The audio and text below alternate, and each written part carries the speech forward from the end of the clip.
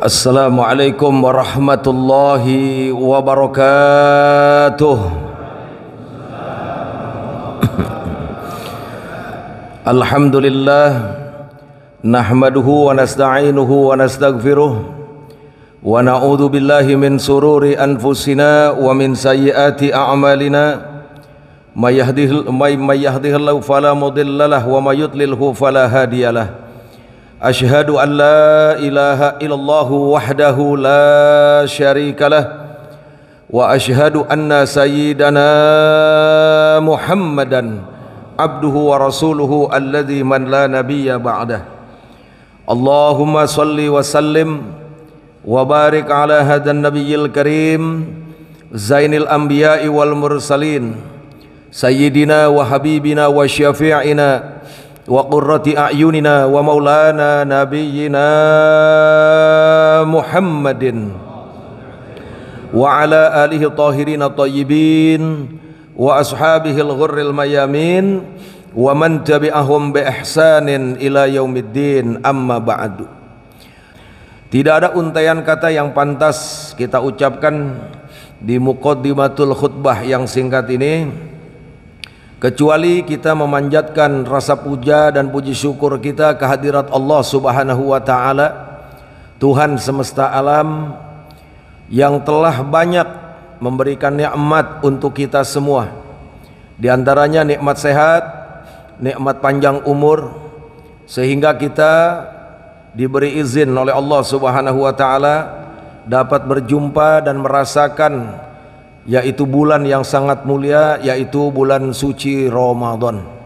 Harapan kita mudah-mudahan Allah Subhanahu wa taala senantiasa menguatkan keimanan di dalam kehidupan kita, sehingga kita bisa menjadi hamba-hamba Allah yang istiqomah beribadah kepadanya. Amin ya rabbal alamin. Salawat dan salam semoga tetap tercurahkan untuk manusia pilihan, seorang nabi dan rasul yang sempurna dan istimewa, yang tidak ada nabi dan rasul setelahnya, yang telah menghantarkan manusia dari kegelapan ke jalan terang benderang, yaitu nabi kita tercinta, Nabi besar Muhammad sallallahu alaihi wasallam. Mudah-mudahan kita semua selaku umatnya kelak akan mendapatkan syafaatul uzma dari beliau, dan pada akhirnya mudah-mudahan kita semua dijadikan oleh Allah sebagai penghuni surganya. Amin ya rabbal alamin. Alhamdulillah, pada hari ini kita sudah ada di hari yang ke-17 di bulan suci Ramadan tahun 1444 Hijriah. Alhamdulillah, 17 hari. Berarti roman-romannya lebaran nggak lama lagi, insya Allah. Nggak usah pusing ngurusin baju lebaran, itu mah urusan anak-anak. Bapak-bapak saya yakin sarung tahun kemarin juga masih longgar, insya Allah. Jadi nggak usah pusing-pusing mikirin baju lebaran, insya Allah. Bapak Ibu hadirin wal hadirat rahimakumullah, tadi imam kita membacakan salah satu ayat di dalam Al-Quranul Karim tentang bulan Ramadan yang di dalamnya yaitu diturunkan Al-Quranul Karim, dan pada saat ini bertepatan dengan tanggal 17 Ramadan. Walaupun ulama berbeda pendapat tentang tanggal nuzulul Quran, tapi mayoritas ulama mengatakan bahwa turunnya Al-Quran itu di tanggal 17 Ramadan. Ada yang mengatakan selain tanggal 17 Ramadan, wallahu a'lam bishawab, hanya Allah yang tahu pastinya kapan permulaan Al-Quran itu diturunkan kepada Nabi kita tercinta, Nabi besar Muhammad sallallahu alaihi wasallam. Tapi sudah menjadi umum bahwa turunnya Al-Quran itu adalah di tanggal 17 Ramadan. Syahrul Ramadan alladzi unzila fihil Qur'an hudal linnas wa bayyinatin minal huda wal furqan al-ayah. Syahrul Ramadan, bulan Ramadan, alladzi unzila fihi, yang di dalamnya telah diturunkan Al-Quran, yaitu Al-Quran. Bahwa bulan Ramadan adalah bulan yang di dalamnya diturunkan Al-Quranul Karim, di mana fungsi Al-Quran itu hudal linnas, petunjuk bagi manusia. Manusia yang bagaimana? Kalau kita lihat di awal surat Al-Baqarah, Alif Lam Mim, zalikal kitabula raiba fih hudal lil muttaqin. Bahwasannya zalikal kitab, itulah kitab, yakni Al-Quran, la raiba fih, yang tidak ada keraguan di dalamnya, hudan, merupakan petunjuk, lil muttaqin, untuk orang-orang yang bertakwa. Jadi hudal linnas maksudnya adalah hudal lil muttaqin, jadi nggak sembarang manusia. Al-Quran sebagai petunjuk bagi manusia. Manusia di sini maksudnya adalah manusia-manusia yang bertakwa. Jadi hudal lil muttaqin itu muqayyad daripada hudal linnas. An-nas di situ artinya adalah al-muttaqin, yaitu mereka orang-orang yang bertakwa kepada Allah Subhanahu wa ta'ala. Bapak Ibu hadirin wal hadirat rahimakumullah, bahwa Al-Quran ini diturunkan oleh Allah sebagai petunjuk bagi mereka orang-orang yang bertakwa. Siapa itu orang-orang yang bertakwa? Alladzina yu'minuna bil ghaibi, yaitu mereka yang beriman dengan yang gaib. Beriman dengan yang gaib yang pertama yaitu beriman kepada Allah Subhanahu wa ta'ala. Wajib bagi kita meyakini bahwa Allah itu wujud, bahwa Allah itu ada. Nah, oleh karenanya cara untuk mengenal Allah Subhanahu wa ta'ala, ulama ahlu sunnah wal jamaah, dengan ini madhab aqidah aswaja Al-Imam Abul Hasan Al-Asy'ari, yaitu menyampaikan metode cara mengenal kita kepada Allah Subhanahu wa ta'ala yang kita kenal dengan istilah sifat 20. Nah, ini harus terus dan terus disebarluaskan, dipertahankan di dalam kehidupan kita, insya Allah. Wujud kidam bako mukhalafatu lil hawadisi, qiyamuhu binafsihi wahdaniyah qudrat iradah, ilmu hayyan sama basar kalam qadiran, aliman hayan sami'an basiran mutakaliman. Bahwasannya Allah itu wujud, Allah itu ada. Maka turunlah surat Al-Ikhlas, Qul huwallahu ahad, Allahus somad, lam yalid walam yulad walam yakul lahu kufuwan ahad. Bahwasannya Allah itu wujud, wujudnya Allah ahad. Ahad itu artinya tunggal, bukan satu, karena satu setelah itu dua, habis dua tiga, jadi berbilang. Kalau tunggal enggak ada pendampingnya. Allah Subhanahu wa ta'ala itu tunggal. Jadi Allah itu wujud. Lalu wujudnya Allah itu bagaimana? Qidam, artinya Allah ada tanpa permulaan. Jadi kalau ada sesuatu yang ada permulaannya, dipastikan kalau itu bukan Tuhan. Betul atau betul? Kalau Tuhan itu nggak boleh ada permulaannya. Itulah yang dimaksud dengan qidam. Lalu siapa itu Allah? Baqo, yaitu yang maha kekal, tidak akan pernah punah, tidak akan pernah rusak, tidak akan pernah sirna. Kullu syai'in halikun illa wajhah. Setiap sesuatu apapun pasti akan binasa kecuali zat Allah Subhanahu wa ta'ala. Lalu kemudian yang lebih penting lagi, cara untuk mengenal Allah Subhanahu wa ta'ala, bahwasannya Allah itu mukhalafatu lil hawadis. Allah tuh enggak sama dengan yang lainnya. Laisa kamislihi syai'un, Tidak ada yang sama dengan Allah. Allah tidak sama dengan yang lainnya. Ini penting. Akidah Ahlus Sunnah wal Jamaah harus kita tancapkan di dalam hati kita kepada generasi-generasi kita.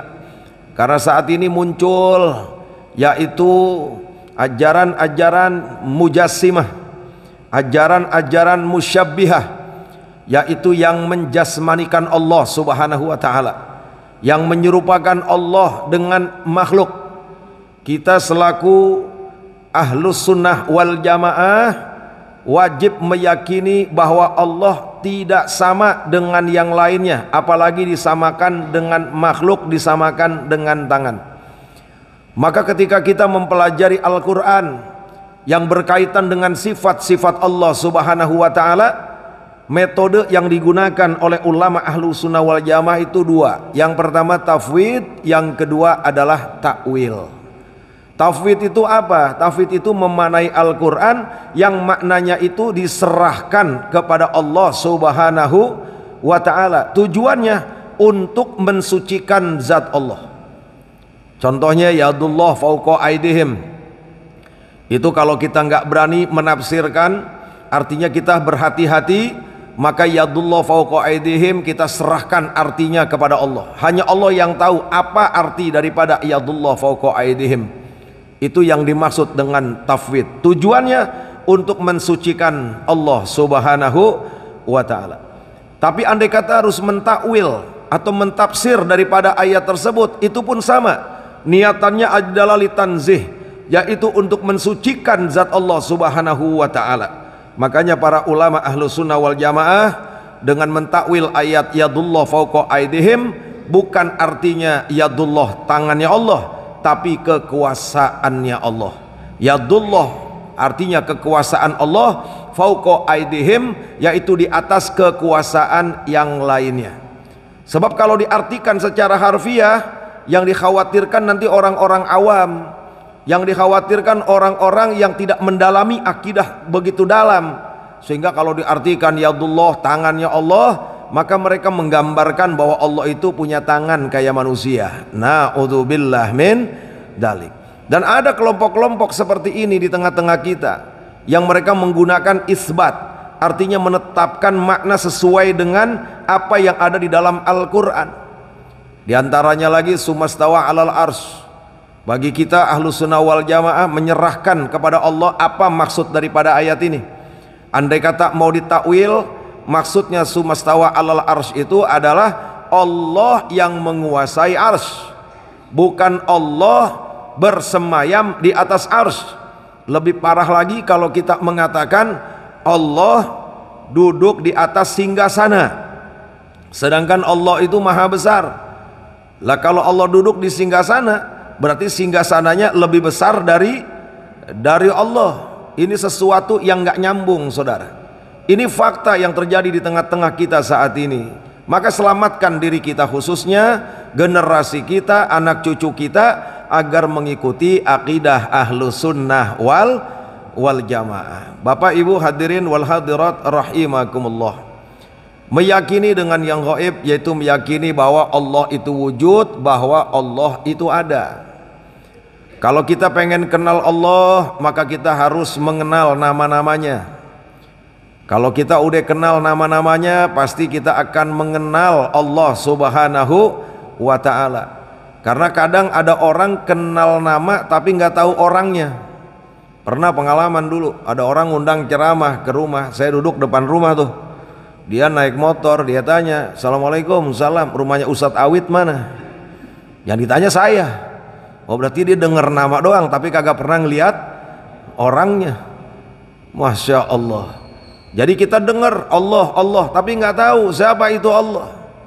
Maka kita pelajari tadi tentang sifat 20 agar kita mengenal Allah Subhanahu wa ta'ala. Lalu kemudian nanti diperdalam lagi dengan mengenal sifat-sifatnya, yaitu Asmaul Husna yang 99 jumlahnya, yang sebetulnya antara sifat 20 dan Asmaul Husna itu tadi nanti semuanya sinkron. Sifat 20 itu terminalnya, lalu nanti Asmaul Husna 99 itu nanti akan dimasukkan yaitu kepada 20 sifat Allah Subhanahu wa ta'ala. 20 sifat Allah itu nanti dibagi menjadi 4. Ada nafsiyah, ada salbiyah, ada ma'ani, ada ma'nawiyah. Pelajari dengan sungguh-sungguh, dengan mendalam, agar kita mengenal Allah Subhanahu wa ta'ala. Karena kalau kita sudah kenal Allah, kita tahu Allah, kita faham Allah, maka keimanan kita mantap kepada Allah Subhanahu wa ta'ala. Sebab kadang-kadang seperti itu, ditanya iman gak kepada Allah? Iman, tapi perintah Allah gak dijalanin, larangan Allah gak ditinggalin. Malah kadang-kadang lebih patuh dengan urusan yang dohir daripada urusan Allah Subhanahu wa ta'ala. Coba kalau diumumin di kelurahan, misalnya diumumin nih di kelurahan, nih besok masyarakat Tebet datang ke kelurahan ya, jam 7 pagi mau bagi-bagi BLT 700.000. Bagi-baginya jam 7 pagi, itu ngantrinya sebelum subuh udah ngantri. Padahal cuman dapat duit berapa itu? 700.000, betul nggak? Tapi Allah perintahkan, sholat agar kau selamat. Nah ini kadang-kadang Jumatan, khotib lagi khotbah baru mandi. Bininya sampai nanya, bang kenapa baru mandi? Itu khotib lagi khotbah. Kalau duluan kan dapat onta, ntar dapat sapi, paling terakhir dapat kambing. Apa nyautnya? Lah itu kan dongeng, begitu. Lihat aja tuh yang berangkat duluan, nenteng onta nggak pulangnya, begitu. Itu kenapa nggak yakin sama yang gaib, saudara? Nggak yakin. Maka kenali Allah Subhanahu wa ta'ala. Kalau kita ingin mengenal Allah, surat Al-Ikhlas, Allahu Ahad, Allah itu tunggal, lam yalid walam yulad. Allah tidak beranak dan tidak diperanakan. Jadi kalau ada orang yang menyembah kepada selain Allah Subhanahu wa ta'ala, ini lebih parah dari iblis. Iblis tuh nggak pernah menyekutukan Allah. Baca nih Al-Quran, lihat ayat-ayat tentang iblis. Nggak ada keterangan di dalam Al-Quran iblis menyembah selain Allah, nggak ada. Iblis tuh beriman kepada Allah. Iblis tuh tahu bahwa Allah itu Maha Esa, bahwa Allah itu lam yalid walam yulad. Iblis manggil Allah ya Robbi, tuh manggilnya, wahai Tuhanku. Nggak pernah iblis menyekutukan Allah, nggak pernah iblis menyembah kepada selain Allah, nggak pernah. Nah ini ada manusia menyembah selain Allah, nyembah patung, nyembah pohon, macam-macam dah nyembah selain Allah. Berarti lebih parah dari iblis. Iblis saja nggak pernah, yaitu menyembah selain Allah. Iblis beriman kepada Allah Subhanahu wa ta'ala. Jadi mereka orang-orang yang mendapatkan hidayah daripada Al-Quran atau petunjuk daripada Al-Quran, yang dinamakan orang-orang yang bertakwa itu, yang pertama mereka yang beriman kepada yang gaib, yaitu yang pertama adalah beriman kepada Allah Subhanahu wa ta'ala. Lalu nanti di sana lagi ada beriman dengan para malaikatnya. Lalu kemudian beriman dengan apa? Dengan surga dan neraka. Saya mau tanya, jawab yang kompak, yakin gak adanya surga dan neraka? Wajib yakin, gak boleh enggak. Sebab ada kan seorang tokoh mengatakan, kiai, ustadz, ulama, yang kalau ceramah ngejelasin surga neraka dibilang peramal masa depan. Masya Allah. Siapa-siapa yang ragu dengan adanya surga neraka, berarti dia ingkar dengan Al-Quran, berarti dia telah keluar dari Islam. Na'udzubillah min dalik. Yang pertama, mereka yang mendapatkan petunjuk dari Al-Quran adalah yang beriman kepada yang gaib, yaitu kepada Allah, kepada malaikat, yaitu kepada sesuatu yang tidak terlihat tapi dijelaskan di dalam Al-Quranul Karim, seperti surga dan neraka. Lalu kemudian berikutnya adalah orang yang mendapatkan petunjuk dari Al-Quran, yaitu orang-orang yang bertakwa, adalah wa yuqimunas sholah, yaitu mereka yang senantiasa mendirikan sholat. Mendirikan sholat 5 waktu itu merupakan kewajiban. Dan ciri-ciri orang-orang yang beriman itu pasti mendirikan sholat 5 waktu. Yang mendirikan sholat 5 waktu, mereka itu adalah orang-orang yang beriman, yaitu orang-orang yang mendapatkan petunjuk Al-Quran. Alhamdulillah. Bapak ibu hadirin wal hadirat rahimakumullah, as-sholatu imaduddin, kata Nabi. Sholat itu adalah tiang agama. Faman aqomaha faqad aqomaddin. Barang siapa yang mendirikan sholat, berarti dia telah mendirikan tiang agama. Waman tarokaha, siapa orang yang meninggalkan sholat faqad hadamadin, dia telah menghancurkan agama. Jadi yang hancurin agama itu siapa sih? Salah satunya yang meninggalkan sholat. Jadi orang Islam ninggalin sholat itu sama juga kayak ibarat bangunan itu, dia ngancurin tuh bangunan begitu, cuman nggak sadar aja. Nah, mereka-mereka yang sholat itu sesungguhnya adalah mereka yang menegakkan agama. Apa sih bedanya orang Islam sama orang kafir? Yang paling menonjol adalah di sholatnya, betul nggak? Bukan puasa. Kalau puasa mah nggak bisa jadi patokan. Ada kan di bulan Ramadan orang jalan sambil ngerokok, kadang-kadang makan sembarangan, model begitu. Ada apa banyak? Ada apa banyak? Oh, di kampung saya juga banyak, berarti biangnya di sini kayaknya nih. Banyak yang model begitu kan. Nah, cuman kan kita diajarkan husnudon gitu. Ada orang di bulan Ramadan ngerokok, nggak apa makan gitu kan, minum. Nah, kita kan diajarin husnudon. Oh, mungkin non muslim kan begitu. Non muslim kan nggak wajib puasa, betul nggak? Ada yang nyeletuk, enggak Ustadz, dia Islam saya tahu. Oh, mungkin belum balik. Belum apa? Belum balik. Oh, jenggotan. Oh, berarti gila mungkin begitu. Begitu kan.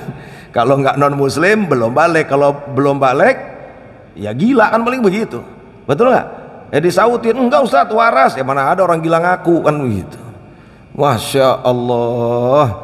Jadi perbedaan orang Islam dengan orang kafir tuh kelihatannya adalah mendirikan sholat. Itu sebuah perbedaan, saudara. Jadi siapa yang mendirikan sholat, dia sesungguhnya sedang menegakkan agama. Alhamdulillah. Yang meninggalkan sholat, dia telah ikut andil dalam menghancurkan agama itu sendiri. Na'udzubillah min dalik. Bapak Ibu hadirin wal hadirat rahimakumullah.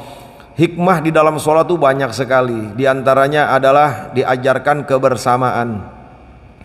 Diajarkan kita ini harus menjaga ukhuwah, sawu sufu fakum, menjaga barisan. Di mana Ramadan tahun ini lagi-lagi saudara-saudara kita yang ada di luar sana yaitu mendapati serangan, pendoliman. Yang pertama di India, yaitu di provinsi Bihar. Di awal Ramadan kemarin itu oknum-oknum dari kelompok Hindu ekstremis merayakan kegiatan mereka. Lalu setelah mereka melakukan kegiatan, rumah-rumah orang Islam di sana tuh dibakar-bakarin. Ada satu masjid dibangun udah lama tuh, 110 tahun yang lalu, dibakar juga. Ada 5.400-an kitab-kitabnya orang Islam dibakar juga di India, di provinsi Bihar. Gak lama kemudian Palestina, saudara kita mau sholat tarawih diganggu lagi, ditembakin sama tentara Zionis Israel. Innalillahi wa inna ilaihi rajiun. Padahal umat Islam di dunia ini nggak sedikit. Kalau mau dibandingin sama Israel ya jauh, betul atau betul? Israel cuma puluhan juta, umat Islam di dunia ini 1 miliar lebih. Nggak usah pakai senjata, kencing rame-rame kelelep insya Allah itu. Betul betul. Boleh kencingnya orang Tebet harus makan jengkol kan begitu. Masya Allah, ini kenapa? Tidak lain tidak bukan karena ukhuwah kita ini melemah. Ukhuwah kita ini melemah, khususnya Oki gitu. Kok lemah sekali. Di Uighur, di Cina sama, saudara kita juga tiap hari didolimi. Bahkan ada penjara raksasa yang kita dapat info dari sana itu. Setiap hari umat Islam itu diteror, kemudian ditekan untuk keluar dari agamanya. Ini terjadi, bukannya enggak terjadi, saudara. Nah, oleh karenanya ini pelajaran apa yang terjadi di Palestina, yang terjadi di India, lalu kemudian terjadi di Uighur, di negara-negara lain yang dirasakan oleh umat Islam. Di Myanmar juga begitu, Rohingya. Jangan sampai hal ini terjadi di negara kita. Amin ya Rabbal Alamin. Indonesia ini Masya Allah, Allah kasih keistimewaan luar biasa. Yang pertama, penduduknya mayoritas umat Islam, terbesar di dunia, terbesar. Kurang lebih 260 juta umat Islam di Indonesia, termasuk yang nggak sholat, ada juga di situ. Ya lumayan lah buat menu-menuhin. 260 juta. Nggak ketemu tuh di negeri yang lain, nggak ketemu. Masya Allah, nikmat. Alhamdulillah. Makanya banyak pengamat kenapa Indonesia nggak bisa dipecah-pecah kayak Soviet. Soviet itu lihat negaranya besar, kemudian tentaranya banyak, punya nuklir. Secara logika sulit dipecah, tapi faktanya pecah mereka menjadi negara-negara kecil. Kalau mau dibandingkan dengan Indonesia, tentaranya nggak ada apa-apanya, peralatan tempurnya nggak ada apa-apanya. Di sini perang aja belum udah pada jatuh, betul nggak? Jauh nuklir, tahu punya tahu nggak ngerti udah. Masya Allah. Kalau mau dibandingkan dengan Soviet, kita nggak ada apa-apanya, tapi faktanya kita masih bertahan hingga saat ini. Alhamdulillah. Ini tidak lain tidak bukan karena diikat dengan kalimat la ilaha illallah Muhammadur Rasulullah. Di Irian ada orang Islam, alhamdulillah. Di NTT ada orang Islam, NTB, di Bali, di Sumatera, di Kalimantan, di Jawa, di seluruh provinsi di Indonesia ini pasti ada umat Islamnya. Itulah yang akhirnya menjaga kedaulatan negeri kita ini. Alhamdulillah. Jadi nggak gampang dikotak-kotakan. Yang kedua, selain penduduknya mayoritas umat Islam, Allah berkahi ini negeri dengan apa? Kekayaan alam yang melimpah ruah. Mau cari apa di Indonesia? Lengkap. Batu bara ada. Mau nyari apa lagi? Gas ada. Mau nyari apa lagi? Minyak ada dua, ada minyak tanah, minyak langit. Betul nggak? Minyak tanah tuh solar, bensin. Minyak langit ya kelapa sawit. Ya kan tumbuhnya di atas bukan di bawah, makanya namanya minyak langit. Betul nggak? Ada. Mau nyari apa lagi? Nikel ada. Mau nyari biji apa? Biji karet. Mau nyari biji besi. Apalagi banyak, luar biasa. Mau nyari emas, wah gudangnya dari yang 1 gram sampai sekintal ada. Mas Joko, Mas Toyo, betul nggak? Lengkap, alhamdulillah. Tuh timah, masya Allah, luar biasa. Nah, cuman sedih kekayaan alam yang begitu banyak ini. Kita cuma nonton doang, betul nggak? Cuma nonton, cuma ngeliat doang, saudara. Alhamdulillah kita keliling se-Indonesia udah. Di Aceh itu di Loksmawe ada tambang gas. Kita pikir punya Indonesia, ternyata dikontrak Jepang 90 tahun. Dulu di zaman tahun 2000-an awal, waktu Pak Soeharto lengser itu dikontrak sama Jepang 90 tahun. Terus ke Riau, antum kalau ke Riau dari Pekanbaru ke Indragiri Hilir itu kurang lebih 9 jam naik mobil itu. Ke Rohul itu kurang lebih 6 jam. Itu kanan kiri kelapa sawit, belum ke Dumai. Itu jutaan hektar kelapa sawit. Itu punya siapa? Nanamnya di Indonesia, tapi bukan punya Indonesia. Punya asing sama asing, saudara. Freeport itu di sana. Coba lihat dari dulu dikeruk sama Amerika. Namanya Gunung Jaya Wijaya. Namanya satu, Jaya Wijaya, tapi menurut informasi gunungnya bukan satu, 81 gunung. Itu isinya uranium, tembaga, kuningan, emas. Masya Allah. Lihat lagi ke Kalimantan. Kita udah keliling Kalimantan Utara, Kalimantan Timur, Kalimantan Selatan. Tuh kalau duduk di Sungai Mahakam, per detik, bukan per menit lagi, per detik. Bukit Hitam, batu bara itu dibawa ke mana? Ke hilir itu, ke pantai. Nanti dibawa kemana? Ya ke negara-negara lain, saudara. Pertanyaannya, negeri kita kaya raya, tapi rakyatnya kaya apa miskin? Masya Allah, luar biasa. Tambang ini dikorupsi, tambang itu dikorupsi, sampai-sampai pajak dikorupsi juga. Betul nggak? Makanya aneh, awal Ramadan ngurusin buka puasa bersama, dilarang. Giliran korupsi 349 triliun. Innalillahi wa inna ilaihi. Pernah lihat nggak duit segitu? Hah? Pernah belum? Sama, gue juga belum. Kalau dibeliin cilok lelep nggak di masjid nih? Masya Allah, kaya raya nih Indonesia nih. Alhamdulillah. Belanda 350 tahun ngeruk nggak bisa habis. Jepang 3,5 tahun nggak bisa habis. Coba lihat, sampai gini hari masih dikeruk, saudara. Nggak bisa habis, berkah betul ini Indonesia. Alhamdulillah. Lalu yang terakhir, yang ketiga, Indonesia ini memiliki teritorial, batas wilayah yang nggak main-main. Dari Sabang sampai Merauke itu, dari Irian sampai ke Aceh, itu kalau ditempuh pakai pesawat kurang lebih 9 jam. Berarti kayak Cengkareng ke Jeddah itu. Ada 3 waktu loh Indonesia nih. Waktu Indonesia bagian timur, bagian tengah, bagian barat. Subhanallah, begitu luas ini Indonesia. Ini anugerah dari Allah Subhanahu wa ta'ala. Makanya bicara Indonesia ini harus betul-betul punya pemimpin yang pas, yang tepat, yang bisa menjaga daripada mayoritas umat Islam, yang bisa memanfaatkan kekayaan alam yang begini banyak untuk kesejahteraan rakyat, yang bisa menjaga kedaulatan Indonesia. Jangan sampai dari Sabang sampai Merauke ini ada yang lepas lagi dari Indonesia, insya Allah. Dan kita umat Islam nih nggak boleh tabu dengan kepemimpinan, jangan alergi, karena kita ini makhluk sosial. Sholat aja berjamaah, ada makmum, ada imam. Kurang kompak, ada makmum, ada imam. Coba di kampung nih, kalau nggak ada RT, ribet nggak? Ribet. Perlu nggak tuh RT? Perlu. Mau bikin surat, mau bikin ini, kan ke RT. Kalau RT nggak ada, kemana? Ke tukang beca. Betul nggak?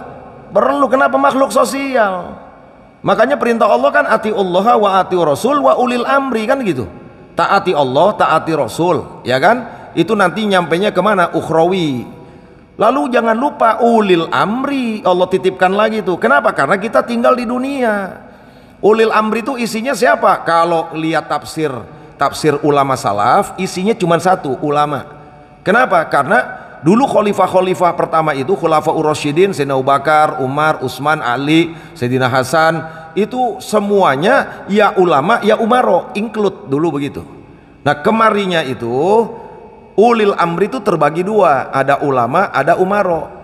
Karena ada yang ngurusin negara doang tapi nggak paham agama, yaitu umaro. Ada yang paham agama tapi nggak punya kesempatan ngurusin negara, namanya ulama.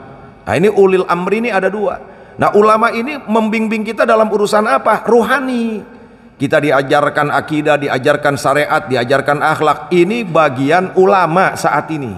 Jelas apa jelas? Jangan lupa juga ada yang namanya umaro dalam ulil amri, yaitu yang membawa kita nih mau kemana, kebijakan bernegara ini mau diarahkan kemana. Ibarat perahu itu mau dibawa kemana itu perahu. Kira-kira kalau kita punya pemimpin dekat sama komunis, jawab yang kompak, bahaya nggak? Rusak nggak? Membiarkan penista agama subur, bahaya nggak? Rusak nggak? Kira-kira mau nggak punya pemimpin begini terus? Pengen nambah 3 periode, betul nggak? Mudah-mudahan kita doakan nanti punya pemimpin yang beriman, yang soleh, amin ya robbal alamin. Makanya kalau kita pengen Indonesia ini tetap terjaga mayoritas Islamnya, kekayaan alamnya itu bisa digunakan sebaik-baiknya untuk rakyat, lalu kemudian teritorial negara kita ini tidak lepas satu provinsi pun, maka kita kudu punya pemimpin yang kriterianya. Nah ini saran saya mau ikut boleh nggak apa-apa. Bagaimana kriteria harus kita pilih pemimpin nanti nih buat ke depan nih? Yang pertama apa itu? Agamis. Kudu punya pemimpin yang punya karakter agamis. Kalau punya karakter agamis, kuat agamanya, maka rakyat yang khususnya muslim ini akan diajak beriman kepada Allah, beriman kepada Nabi besar Muhammad Sallallahu Alaihi Wasallam. Dan kalau punya pemimpin yang agamis pasti anti komunis, betul nggak? Betul nggak? Itu yang pertama, agamis. Yang kedua, nasionalis. Punya pemimpin yang karakternya nasionalisme, yang siap menjaga kedaulatan negara kesatuan Republik Indonesia, nggak mau diobok-obok sama asing. Yang ketiga, punya pemimpin yang karakternya idealis. Idealis itu artinya apa? Artinya pokoknya Indonesia ini harus berdaulat, nggak boleh diambil oleh negara manapun, jangan sampai lepas satupun provinsi. Idealis, saudara, menegakkan keadilan, melawan segala bentuk kedoliman, itu namanya idealis. Yang terakhir, yang keempat, apa tuh sosial. Punya jiwa sosial yang tinggi, artinya nggak mau rakyat ini menderita.